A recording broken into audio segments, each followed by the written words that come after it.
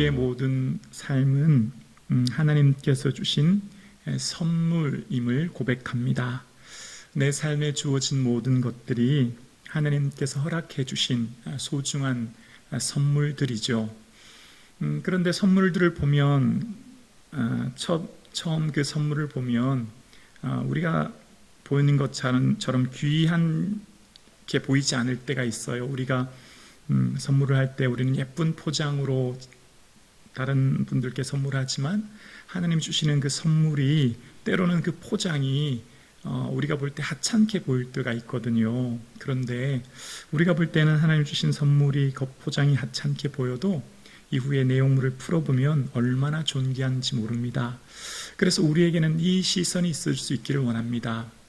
하나님은 중심을 보시잖아요. 사람의 외모가 아니라 중심을 보시듯 우리가 하나님의 자녀된 우리도 우리의 삶에 그 하나님의 시선과 하나님 마음을 갖기를 원하시거든요. 우리가 어떤 삶에 주어진 환경과 사람과 주어진 선물, 내 주변의 것들을 바라보면 선물이 아니라고 생각되는 것들이 많아요. 이것만 좀 없으면 좋겠는데 라고 하는 것 말입니다. 내 삶에 주어진 삶이 하나님 사랑하시고 또 전능하신데 하나님 내게 허락하신 일들 바라보면 정말 감사한 것 많지만 그 중에 선물이 아닌 것처럼 느껴질 것들이 있음을 고백하게 되어요. 그렇지만 그때 하나님의 사랑을 기억하며 나의 삶의 자리에서 하나님이 주신 믿음의 눈으로 그 삶의 자리를 바라볼 수 있기를 원합니다.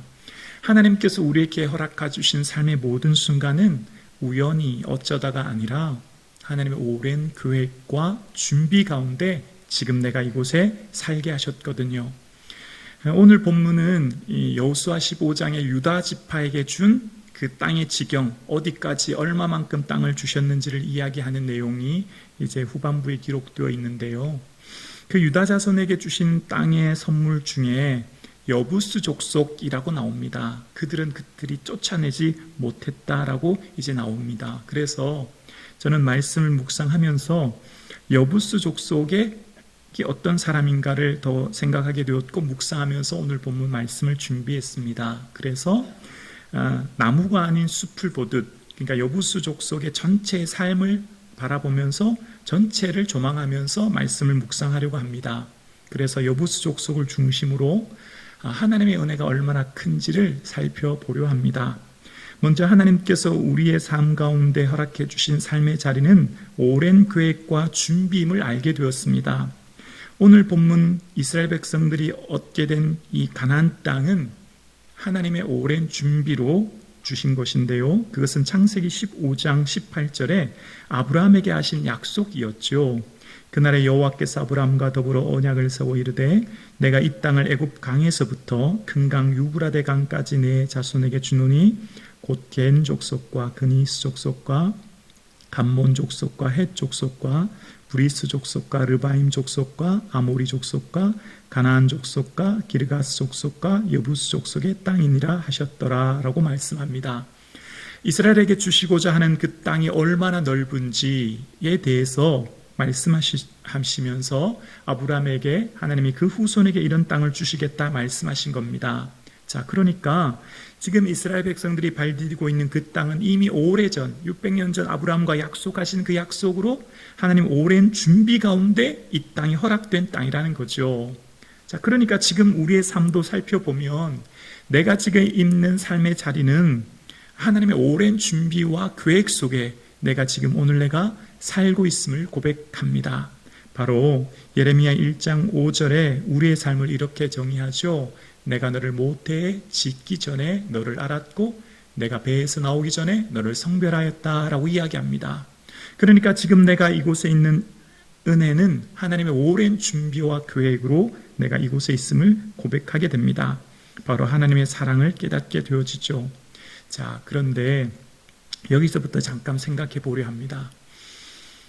하나님은 저와 여러분을 사랑하십니다. 하나님은 전능하십니다. 못할 것이 없으신 능력의 주님이십니다. 그런데 내 삶은 하나님의 사랑으로 이루어졌고 사랑하는 자녀인데 내 계획대로 소원이 성취되어지고 모든 만사가 형통하고 모든 삶에 건강하여 무병장수한 내 모든 삶의 계획들이 내 뜻대로 되어야 하는데, 그러니까 세상 사람들이 말하는 소원 성취나 무병장수나 만사 형통처럼 모든 것들이 아무런 어려움 없이 잘 되어야 되고, 또 내 주변에 일어나는 일들과 환경들은 하나님의 선물로 다 귀한 것들만 이루어져야 하는데, 그런데 우리의 문제와 고민이 어디 있을까요? 그렇지 않다는 데 문제가 있는 거죠.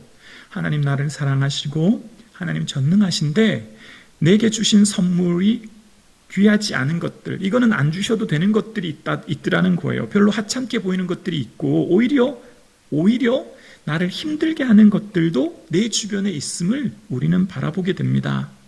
하나님 나를 사랑하시는데 전능하신데 그 하나님이 내게 주신 삶의 자리가 내가 원하고 계획하는 대로 또 내가 바라보는 것들이 다 좋은 것만이 아님을 우리는 바라보게 되고, 여기서 우리의 갈등이 생기는 겁니다.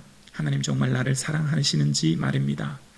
자, 그런데 오늘 이스라엘 백성들이 주는 땅이요, 아브라함에게 약속하셨고 모세를 통해 다시 한번 말씀해 주셨잖아요. 그들이 애굽에서 종살이 할 때 모세를 통해 뭐라고 하셨는지 볼까요? 출애굽기 3장 8절에 내가 내려가서 그들을 애굽인의 손에서 건져내고 그들을 그 땅에서 인도하여 아름답고 광대한 땅, 젖과 꿀이 흐르는 땅이다. 이렇게까지 끝내면 좋겠는데, 아름답고 광대한 땅, 젖과 꿀이 흐르는 땅 하시면서 곧이라는 단어가 붙었어요. 곧 가나안 족속부터 여부스 족속에 이르기까지 족속을 쭉 열거하시면서 그 지방에 데려가신대요. 그러니까 보세요. 아름답고 광대한 땅, 젖과 꿀이 흐르는 땅이다. 이렇게만 끝내면 참 좋을 텐데, 그러면 그 아름답고 광대한 땅 들어가서 깃발 꽂으면 내 땅 되고 하나님 제비 뽑아주시는 땅에 가서 살면 될 텐데, 그게 아니라 곧 하시면서 가나안에 살고 있는 원주민들이 있을 것이다 라고 하시면서 그 원주민들을 일일이 열거하시는 거예요. 그러면서 그 원주민들이 있는 그 지방에 하나님, 그곳에 하나님 데려가신다 라고 말씀하신 것입니다. 오늘 이 여호수아 읽었던 본문의 내용에 이스라엘 백성들이 여부스 족속을 쫓아내지 못했는데요, 그것은 이미 오래전부터 하나님 말씀하셨던 족속이었습니다. 그리고 그 족속의 땅으로 오게 하셨고 그 족속의 땅에 만난 문제를 만난 거예요. 여러분 어떻습니까? 하나님이 그냥 아름답고 젖과 꿀이 흐르는 땅이다 이렇게만 내주시면 얼마나 행복하고 좋을까요? 그런데 이스라엘 백성들의 삶을 보니 그렇지 않더라는 거예요. 하나님이 이스라엘 백성들을 사랑하는 자녀로 택하셨고 그 사랑하는 자녀들의 삶에 순풍에 돛단 듯이 아무런 어려움 없이 늘 평안하게 살게 한 게 아니라, 그들을 인도하시는 땅의 최종 목적지에는 원주민들이 살고 있는 땅이다 라고 말씀하시는 거예요. 자, 여기서부터 우리가 새롭게 생각해 보아야 합니다. 우리의 인생 어떨까요? 우리의 삶도 마찬가지죠. 하나님이 젖과 꿀이 흐르는 땅, 아무런 어려움과 문제가 없는 삶, 그렇게만 인도하시면 얼마나 좋아요? 근데 우리도 이스라엘 백성들처럼 그런 문제가 있더라는 거예요. 그래서 이제 다시 한번 이 말씀을 중심으로 우리의 인생을, 삶을 살펴보려 합니다. 그래서 이스라엘 백성들에게 약속하신 대로 하나님께서는 애굽에서 인도하여 가나안 땅에 가게 하시죠. 그때 그들을 통해 그들이 바라보는 것은요, 절망이었어요. 여러분, 하나님의 선물은 고난이라고 하는 포장지에 포장이 되어 주실 때가 있어요. 다시 말씀드릴게요. 하나님이 우리에게 주신 선물은 고난이라고 하는 포장지에 쌓여서 주실 때가 있습니다. 그래서 그 포장지만 보면 버리게 되어요. 하찮게 생각하거든요. 그런데 그렇지 않습니다. 그것을 뜯어보아야 해요. 그럴 때 그 안에 존귀하고 귀한 하나님의 선물을 깨닫게 되거든요. 이스라엘 백성들도 그런 실수를 한 거예요. 그들이 10명의 정탐꾼들이 가나안 땅을 갔다가 와서 보고 그들은 겉 포장지만 본 거예요. 외모만 본 거죠. 그래서 그들이 민수기 13장 28절에 보면 민수기 13장 28절에 그러나로 시작되는 말이 있어요. 그전에는 적과 꿀이 흐르는 땅이 맞다는 거거든요. 근데 28절에 뭐라고 하냐면 그러나 그 땅 거주민은 강하고 성읍은 견고하고 힘이 클 뿐 아니라 거기서 아낙 자손을 보았으며 아말렉인은 남방 땅에 거주하고 헷인과 여부스인과 아모리인은 산지에 거주하고 라고 이야기합니다. 자, 이게 지금 무슨 말이죠? 맞습니다. 그 땅은 적과 꿀이 흐르는 땅 맞습니다 라고 하면서 그들이 에스겔 골짜기에서 큰 포도송이를 메고 왔거든요. 그런데 문제는 뭘까요? 그들이 생각할 때 거기는 여부스인 원주민들이 그 산지에 살고 있더라라는 고백을 합니다. 그래서 뭐라고 하죠? 들어갈 수 없다는 거예요. 우리의 인생 가운데 하나님 주신 선물이 겉포장지는 고난으로 쌓여 있거든요. 근데 그 내용물을 볼 때는 귀한 것을 깨닫고 우리의 삶에도 마찬가지입니다. 하나님은 외모를 보지 않고 중심을 보시듯 내 삶에 펼쳐진 환경, 사람, 여건, 조건들 보면 객관적으로 내 눈에 볼 때는 하찮게 보이고 아니 이것 좀 없었으면 좋겠다 생각하는 것이 있다는 거예요. 이스라엘 백성들도 가나안 땅 들어가려고 하니 그들의 삶 가운데 보이는 게 뭐였습니까? 문제였습니다. 아낙 자손과 그 땅에 살고 있는 원주민들, 특히 여부수인들, 이 사람들은 산지에 살고 있더라는 거예요. 그 여부수인들을 다시 한번 설명하는 구절이 신명기 7장 1절에 나오는데요. 그 원주민들에 대한 설명을 이렇게 합니다. 내 하나님 여호와께서 너를 인도하사 내가 가서 차지할 땅으로 들이시고 내 앞에서 여러 민족 헷 족속과 기르가스 족속과 아모리 족속과 가나안 족속과 브리스 족속과 히위 족속과 함께 우리 고백해 볼까요? 여부스 족속 곧 너보다 많고 힘이 센 7 족속을 쫓아내실 때라고 이야기합니다. 그들이 뭐예요? 수가 너무 많고 힘이 세다는 거예요.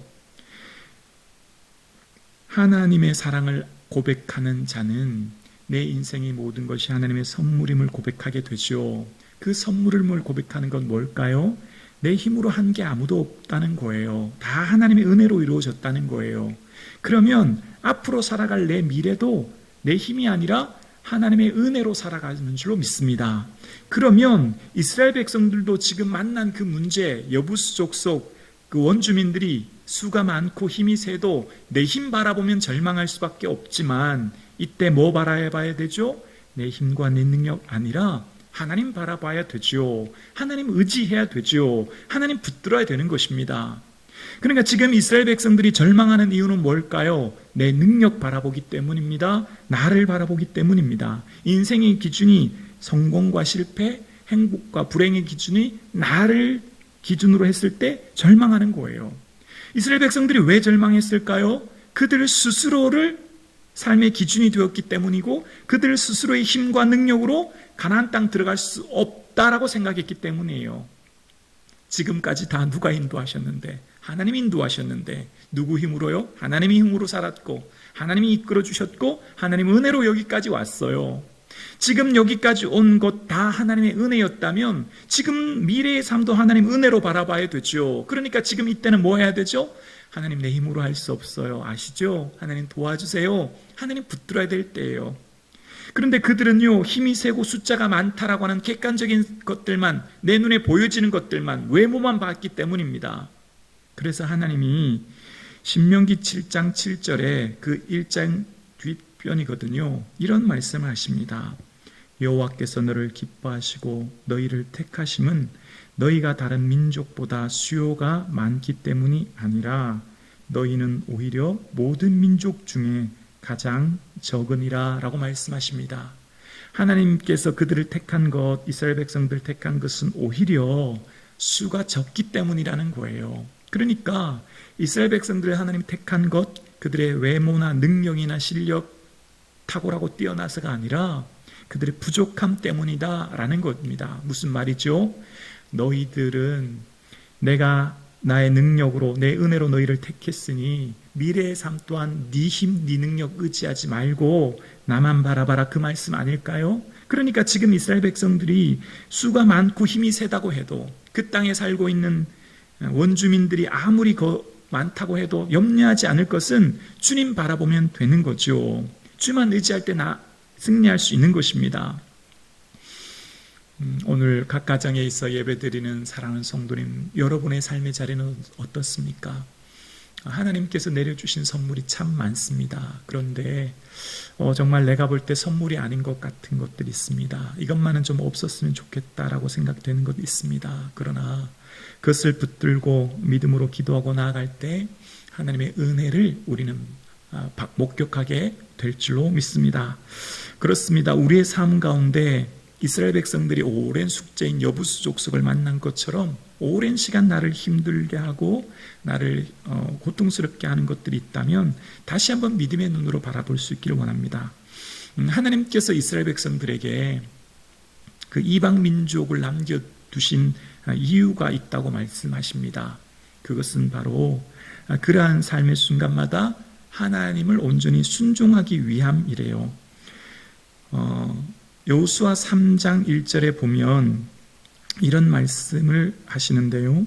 여호와께서 가나안의 모든 전쟁을 알지 못한 이스라엘을 시험하려 하심에 이스라엘 자손의 세대 중에 아직 전쟁을 알지 못하는 자들에게 그것을 가르쳐 알게 하려 하사 남겨두신 이방 민족들은 4절 말씀 볼까요? 네. 남겨두신 이방 민족들로 이스라엘을 시험하사 여호와께서 모세를 통하여 그들의 조상들에게 이르신 명령들을 순종하는지 알고자 하셨더라. 아멘. 이스라엘 백성들에게 하나님께서 그들 힘으로 물리칠 수 없는 이방 민족들, 원주민들을 남겨두셨다라고 말씀하시면서 그 남겨두신 이유는 말씀에 순종하는지 알고자 하기 위해, 그러니까 그들을 시험하기 위해 남겨두셨다라고 사사기를 통해 말씀하십니다. 그러니까 지금 그들의 삶 가운데 만난 문제거리, 어려움, 여부수 족속, 가나안 원주민들을 만나면 그때는 낙심하고 절망할 때가 아니고요, 하나님 바라보고 하나님 의지하고 말씀 붙들고 순종하며 나아갈 때라는 거예요. 그러니까 그때는 하나님만 의지하고 하나님 말씀하신 대로 순종하고 나아갈 때 하나님이 주시는 승리를 경험할 수 있다는 거예요. 반대로 불순종하며 말씀 의지하지 않고 하나님 바라보지 않을 때, 그러니까 그들의 우상을 섬기며 그들과 삶에 동화되어 살아갈 때 그들의 삶에 어려움이 있을 것이다 라고 말씀하시는 거예요. 오늘 저와 여러분의 삶 가운데 삶에 만난 내 삶의 자리에 여부수 족속 같은 사람, 환경, 조건, 그런 땅의 문제를 만났다면 그 시간 하나님 바라보시고 말씀 부여잡고 말씀에 순종하여 주님의 역사를 경험할 수 있기를 주님의 이름으로 축복합니다. 자, 그런데 우리 삶에 이런 생각이 드시지 않습니까? 이왕이면 하나님 우리를 사랑하시고 하나님 우리를 귀히 여기시는데 이런 문제와 어려움 없이 좀 시험하지 않으시고 삶의 형통과 평안을 주시면 얼마나 좋을까, 그런 생각 말입니다. 자, 그런데 하나님 말씀을 묵상하면, 이 여부수 족속을 묵상하면 하나님은 언제나 그것으로 끝내지 않으세요. 그러니까 여부수 사람이라고 하는 사람을 통해 그들을 시험하여 순종케 하시고 또 그들을 힘들게 하는 것으로 끝내지 않더라고요. 하나님의 말씀은 반드시 그 뒤에 놀라운 영광이 기다리고 있음을 발견하게 되어요. 그러니까 지금 오늘 이 여호수아에 나타난 여부수 족속, 그들이 쫓아내지 못한 민족들은 그들 이후에 다윗 시대에 그 여부수 족속에 대한 기록이 다시 나오는데요. 다윗이 인구조사를 하잖아요. 그때 인구조사를 할 때 그가 사람을 의지함으로 하나님이 기뻐하지 않아서 그가 3일 5년 전염병으로 많은 백성들이 한 7만 명 정도가 죽게 되어요. 그때 하나님께 제사 드립니다. 그러므로 그 모든 것이 그치게 되는데, 그때 제사 드린 단이 역대상 21장 18절에 보면 여호와의 천사가 갓에게 명령하여 다윗에게 이르기를 다윗은 올라가서 우리 함께 고백할까요? 여부스 사람 오르난의 타작마당에서 여호와를 위하여 제단을 쌓으라 하신지라. 아멘. 자, 조금 전까지 여부스 사람은 어떤 사람이었습니까? 이스라엘 백성들을 절망했던 사람들이지 않습니까? 가데스 바네아에서 이 여부스 족속들 때문에, 아낙 조선들 때문에 가나안에 있는 원주민들이 살고 있어서 그들이 절망해서 못 들어가서 배회하게 되었지 않습니까? 그리고 뿐만 아니라 지금 오늘 이 여호수아에서도 여부스 족속을 쫓아내지 못함으로 그들이 힘들고 어려움 가운데 있지 않습니까? 근데 그것으로 끝나지 않더라는 거예요. 하나님께서 맡겨주신 삶의 자리, 지금 여부스 족속들, 오늘 이 다윗 시대는 어떻습니까? 그 사람들, 여부스 사람 오르난의 타작마당이 하나님께 예배함으로 예배의 장소가 되고 하나님 임재의 장소가 되고 하나님을 만나는 장소가 되었습니다. 지금 다윗의 삶 가운데 이 여부스 사람의 오르난의 타작마당에서 하나님을 예배함으로 그곳은 하나님 임재의 장소를 경험하게 되었어요. 어떤 곳인데요? 이전에는 그들을 절망케 하고 이전에는 그들을 고통케 했던 땅입니다. 그러나 이후에 다윗이 그곳에서 예배드리게 되죠. 그리고 다윗은 그것을 금 600세겔을 주고 오르난으로부터 그것을 사게 됩니다. 왜냐하면 그냥 값없이 하나님께 드릴 수 없다라고 해서 그 땅을 사서 이후에 그 땅이 어떤 땅이 될까요? 역대하 3장 1절에 보면 우리 이 말씀은 함께 다 같이 고백하겠습니다. 함께요. 솔로몬이 예루살렘 모리아산에 여호와의 전 건축하기를 시작하니 그곳은 전에 여호와께서 그의 아버지 다윗에게 나타나신 곳이요 여부스 사람 오르난의 타작마당에 다윗이 정한 곳이라. 아멘. 아멘이시죠? 놀라운 영광을 발견하게 됩니다. 그러니까 지금 이스라엘 백성들의 영적인 심장과 같은 가장 중요한 땅 예루살렘, 그곳이 왜 귀하다고요? 성전이 있기 때문이에요. 솔로몬이 그곳에 성전을 지었기 때문인데 그 성전을 건축했는데 그곳은 어떤 곳이라고요? 그곳은 전에 여호와께서 그의 아버지 다윗에게 나타냈던 곳이요 여부스 사람 오르난의 타작마당이라 라고 이야기합니다. 조금 전에 어떤 곳이었는데요? 그들의 삶의 아픔의 땅, 문제케 하는 사람들, 그들을 힘들게 했던 그곳이 오늘 지금 어떤 곳이 되었죠? 시온의 장소가 되었습니다. 하나님이 임재하는 장소가 되었습니다. 이스라엘의 가장 존귀한 땅, 하나님이 임재의 장소가 되어 그들의 삶 가운데서는요 시편 135편 21절에 이런 고백을 합니다. 예루살렘에 계시는 여호와는 시온에서 찬송을 받으실지어다. 할렐루야.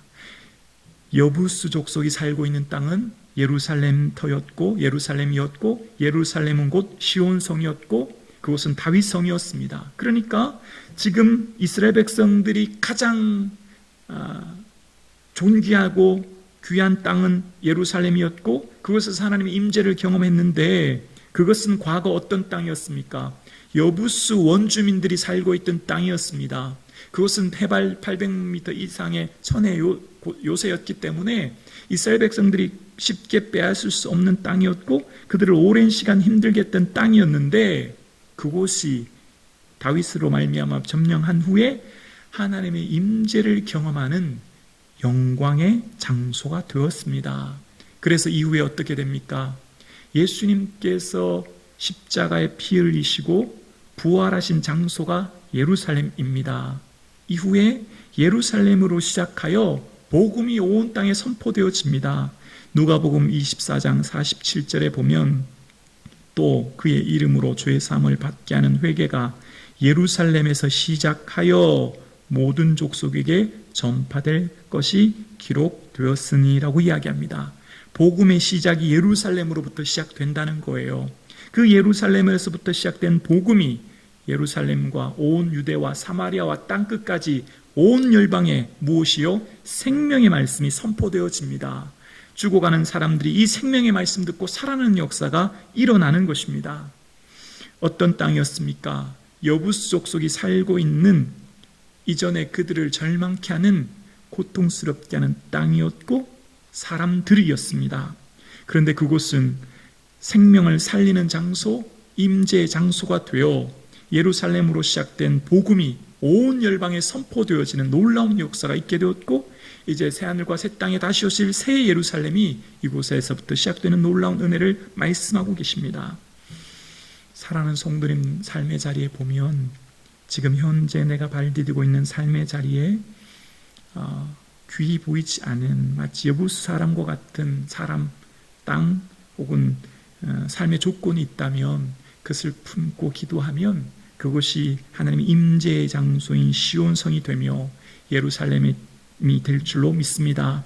오늘 저와 여러분의 살아가는 삶의 자리를 믿음으로 품고 기도하면 겉모양은, 그 포장지는 하찮게 보여도 그 안에 담겨진 존귀한 하나님의 선물을 반드시 우리는 발견하게 될 줄로 믿습니다.